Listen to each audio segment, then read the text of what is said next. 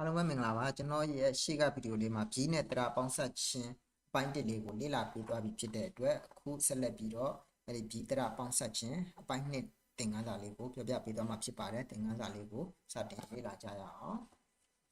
နောက်တော့ဒီဘက်ကရှိတဲ့ပြီးနဲ့ဒီပေါ်ကအတန်းလိုက်ရှိနေတဲ့တရားနဲ့အစဉ်လိုက်တစ်လုံးဒီပေါင်းသွားမှာဖြစ်ပါတယ်ပေါ်ကနေကျွန်တော်တို့စပြီးတော့အောင်းနဲ့အပေါ်ကနေစပေါင်းသွားပါမယ်အောင်နဲ့စပေါင်းပါမယ်ပေါ်အောင်ပေါင်းပေါ်အောင်ပေါင်း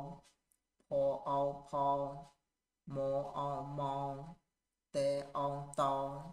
ထဲအောင်ထောင်းနဲအောင်နောင်လဲအောင်လောင်កើအောင်ကောင်း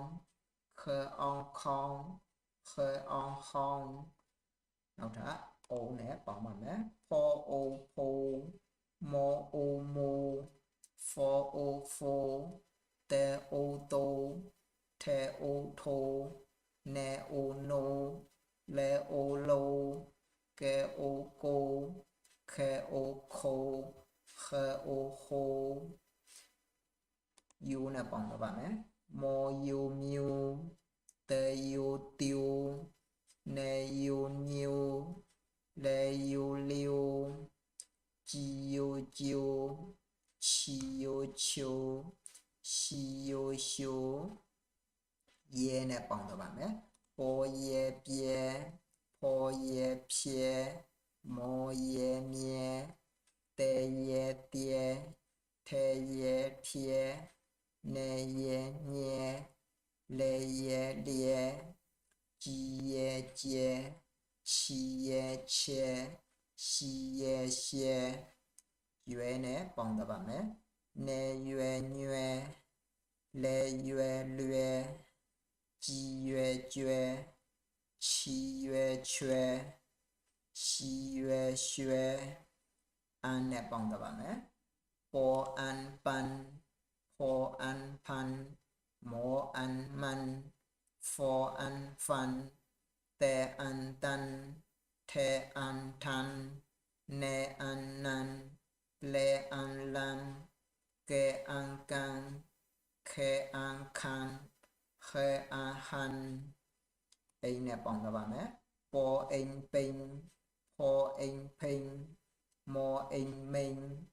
ဖောအိမ်ဖိန်တဲအိမ်တိန်နေအိမ်နိန်ကေအိမ်ကိန်khờအိမ်ခိန်khờအိမ်ဟိန်yin နဲ့ပေါင်းတော့ပါမယ်ပေါ် yin pin ဖော yin pin မော yin min နေ yin ning လဲ yin ling ကြည် yin jin ချီ yin chin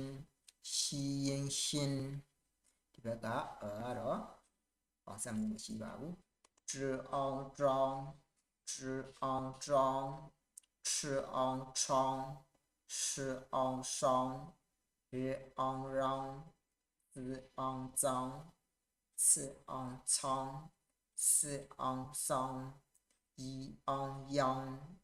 ကျွန်တော်တို့ကြောင်းဆိုတဲ့အတိုင်းမထွက်ရပါဘူးကြောင်းလေရှာလိုက်တာလေးနဲ့ထွက်ရပါမယ်ဒီမှာ zhi ဆိုတော့ strong strong ဖြစ်မှာပါ okay အိုနဲ့ဆက်ပေါင်းပါမယ် zhi o zhou ဒါလည်းတူတူပါပဲဂျိုးဆိုတဲ့အတိုင်းမထွက်ရပါဘူးရှာလိုက်တာလေးနဲ့ထွက်ရပါမယ်ဒါအင်းဆက်ဆုံးရေးထားတာပါ chi o chou shi o shou ri o rou zi o zhou ci o chou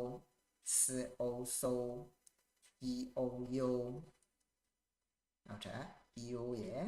ရဲရဲ့မှာဒီဘက်ကဖြီလေးတွေနဲ့ပေါင်းထားတာမရှိထရွယ်နဲ့ဆက်ပေါင်းပါမယ်ရီရွယ်ရွယ်နောက်ထပ်အန်နဲ့ဆက်ပေါင်းပါမယ်zhi an zhang chi an chang shi an shang ri an ran zi an zang ci an chang si an san yi an yan wu an wan အိမ်နဲ့ဆက်ပေါင်းပါမယ်zhi an zheng chi an chen shi an shen 日恩人，子恩真，次恩称，四恩生，五恩温。เอาถ้ายินเนี่ยปองมาไหมยินကတော့เอาถ้าသူနဲ့ပေါင်းတဲ့တရားရှိပါဘူးအခုလောက်ဆိုပြီးနဲ့တရားပေါင်းဆက်ခြင်းသင်ခန်းစာအပိုင်း2လေးကိုနားလည်သဘောပေါက်လိမ့်မယ်လို့မျှော်လင့်ပါတယ်နောက်ဗီဒီယိုလေးမှာပြီးနဲ့တရားပေါင်းဆက်ခြင်းအပိုင်း3လေးကိုမျှဝေသွားမှာဖြစ်လို့ဆက်လက်စောင့်မျှော်ကြည့်ရှုအားပေးဖို့ရဖိတ်ခေါ်အပ်ပါတယ်အားလုံးကိုကျေးဇူးတင်ပါတယ်